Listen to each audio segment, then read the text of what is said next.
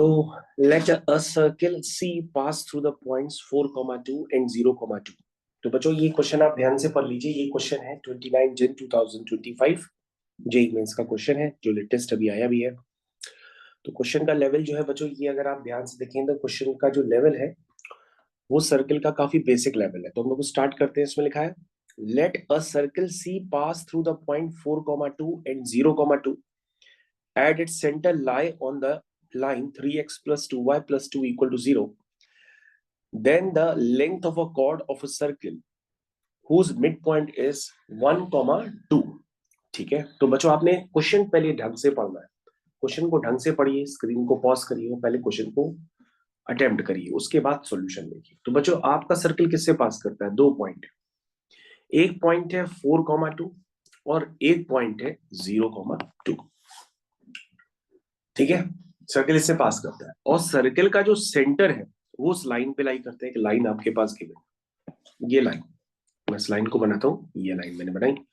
इस लाइन पर सर्कल का सेंटर लाई करता है। सर्कल का सेंटर तो पता ही नहीं, तो कुछ मान लो उसको a, b या h, k, ये एज्यूम कर दिया और ये लाइन है 3x plus 2y plus 2 is equal to 0। तो सबसे पहले आपके मन में आएगा कि सर सर्कल की जनरल इक्वेशन क्या होती है? वो होती है x square plus y square plus 2gx plus 2fy plus c equal to 0। आप उसको भी यूज करके सर्कल का सेंटर और रेडियस निकाल सकते हैं। लेकिन अगर आप उससे भी जल्दी करना चाहें तो आप क्लास 9th और 10th में जो सर्कल पढ़ाया जाता है उसके कॉन्सेप्ट को भी यूज कर सकते हैं, क्योंकि सेंटर और सर्कल जिस पॉइंट से पास कर रहा है वो रेडियस होगी, है ना। और रेडियस एक सर्कल की कहीं से भी देखो तो वो क्या होती है? सेम होती है, सेम होती है ना। तो अगर हम सेंटर को O मान लें, इन पॉइंट्स को A और B मान लें, तो हम ये कह सकते हैं कि जो OA है वो OB के इक्वल होगा। तो उससे आपकी एक इक्वेशन बन जाएगी, बन जाएगी। तो बच्चों OA is equal to OB करेंगे, डिस्टेंस फॉर्मूला बच्चों स्क्वायर रूट में आ जाएगा। तो हम दोनों तरफ पहली स्क्वायरिंग कर देते ताकि स्क्वायर रूट ना लिखना पड़े। ठीक है, अब बच्चों चलिए डिस्टेंस फॉर्मूला लगाइए। OA वाला कैसे लिखते हैं? h माइनस 4 का whole square plus k minus 2 का होल स्क्वायर। सारे बच्चों को याद आ गया होगा ये distance formula, under root of x2 minus x1 का whole square plus y2 minus y1 का होल स्क्वायर। फिर से बच्चों लगाते हैं। हाँ, h माइनस 0 का whole square plus k minus 2 का होल स्क्वायर। क्या यहां तक सबको क्लियर है?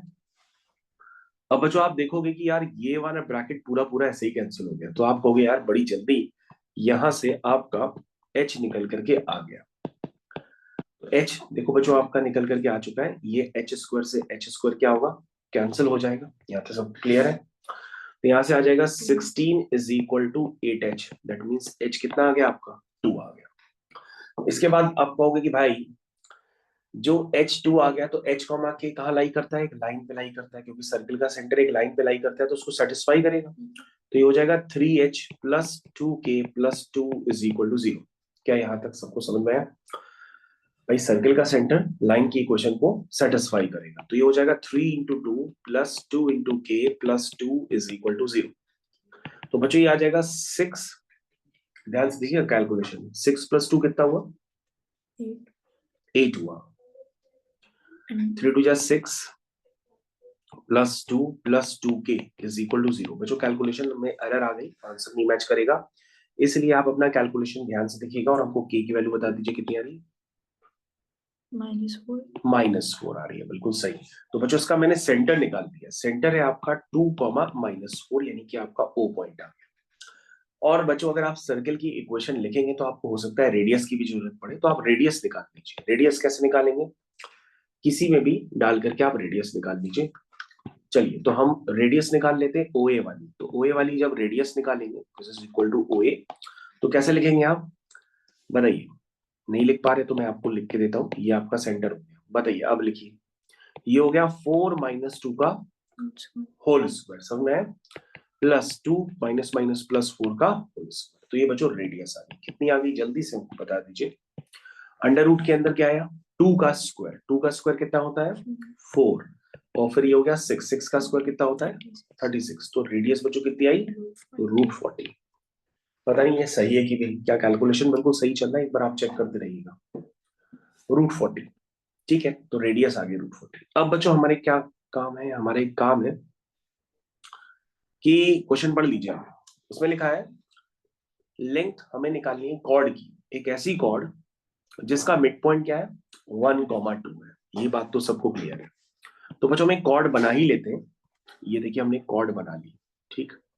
हमें इस कॉर्ड का क्या निकालनी है, लेंथ निकालनी है, जिसका मिड पॉइंट क्या है 1,2 है। तो बच्चों ऐसा डायग्राम देख करके आपको याद आ रही होगी फिर से क्लास 9-10 की, ये कॉर्ड होती थी, कॉर्ड को सर्किल के सेंटर से ज्वाइन करते थे, है ना, और मिड पॉइंट से अगर हम इसको ज्वाइन करते हैं तो ये लाइन एक दूसरे की क्या होती थी, परपेंडिकुलर भी होती है ना। तो ये आपको कंसेप्ट क्लास 9-10 में जो भी सर्किल पढ़ाया जाता है उसी में ही बताया जाता है, ये 11th में नहीं होता है। तो सेंटर से कभी भी अगर हम मिड पॉइंट को ज्वाइन करते हैं कॉर्ड को, तो वो क्या होता है, उसके साथ 90 डिग्री का एंगल बनाता है, ठीक है।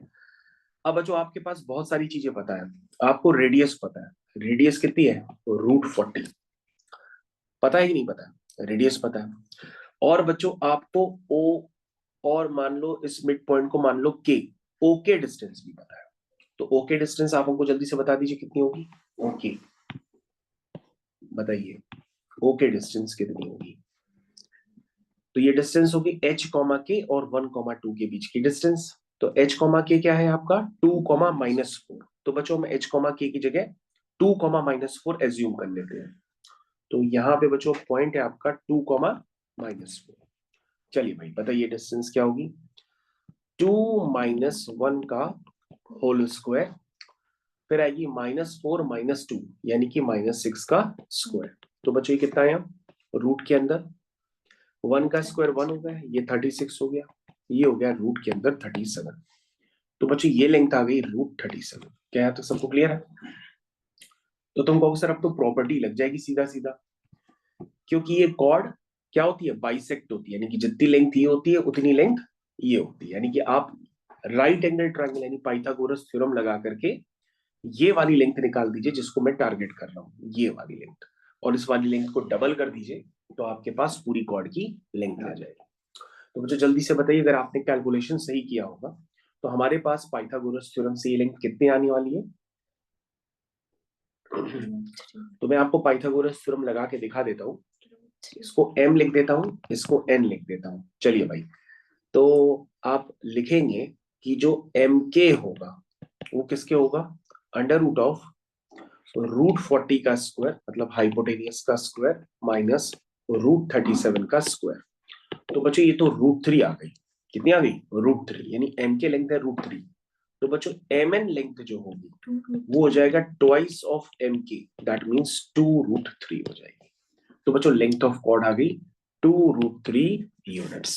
जरा चेक करते हैं आंसर सही मैच कर रहा कि नहीं कर रहा। बिल्कुल सही मैच कर रहा आंसर बच्चों। ये क्वेश्चन था क्लास 11th का भी नहीं, ये क्लास 9-10 बेस्ड क्वेश्चन हो गया।